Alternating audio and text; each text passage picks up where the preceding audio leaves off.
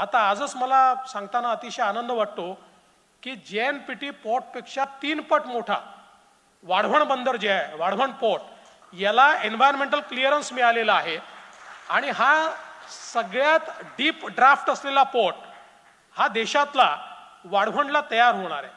आणि हा तयार होत असताना त्याच्यामध्ये विशेषतः आज ज्याचा उल्लेख झाला की सस्टेनेबिलिटी इज व्हेरी इम्पॉर्टंट.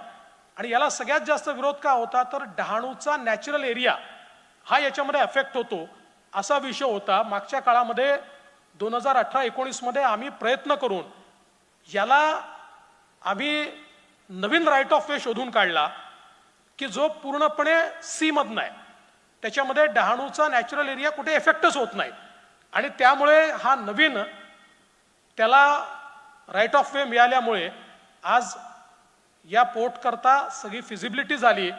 आणि मला विश्वास आहे की कदाचित या महिन्यातच माननीय प्रधानमंत्री महोदय त्याला सगळ्या मान्यता देऊन कदाचित त्याचं भूमिपूजन देखील करतील. आणि हा जो पोर्ट आहे, हा पोर्ट पालघरसारखा आत्तापर्यंत जो मागास जिल्हा होता या जिल्ह्याचं चित्र बदलणार आहे. पालघरची जी कनेक्टिव्हिटी आहे, म्हणजे पालघरमधनं बुलेट ट्रेनही जाणार आहे, पालघरमधनं जी काही आपली आता मुंबई ते वर्सोवा आपण सीलिंग करतोय, वर्सोवा ते उत्तन करतोय, उत्तन ते विरार करतोय, विरार ते पालघर करतोय. त्यामुळे पुढचं डेस्टिनेशन काय आहे तर पुढचं डेस्टिनेशन पालघर आहे, पुढचं डेस्टिनेशन वसई विरार आहे, पुढचं डेस्टिनेशन तो सगळा भाग आहे की ज्या भागाला आपण सगळ्यात मागास ठरवलं. त्यामुळे अशा प्रकारे विकासाने सगळं चित्र हे आपल्याला बदलता येत आहे, ते बदललं जात आहे.